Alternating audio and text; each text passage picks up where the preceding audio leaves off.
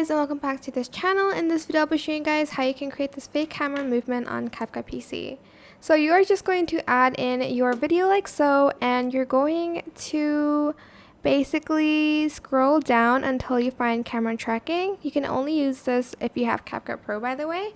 You're going to select the check mark, and since he's wearing a mask, I'm just going to use the body for the camera tracking, but you can also use your face. And I'm just going to press start and wait for it to camera track. If you don't want this to happen, you're just going to later use the scale button here. So like fit to canvas. It's going to zoom in a lot though, and you can also like have like a shake here and adjust it. And you can also lock the object size if you'd like to. But because I have fit to canvas, it's going to be really zoomed in, and it's just the way it is.